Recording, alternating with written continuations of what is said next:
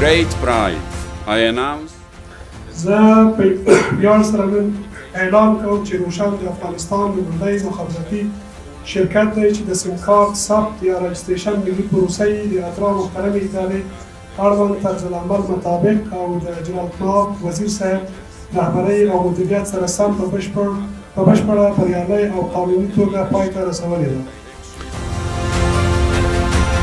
د روشن ملي شرکت د خوا نه د سیم کارټونو د ثبت او رجسټر پروسه هغه نهایي شوې ده.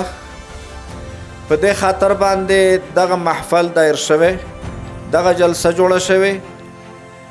موږ د روشن د دغه اقدام هرکلی کوو، ستایو.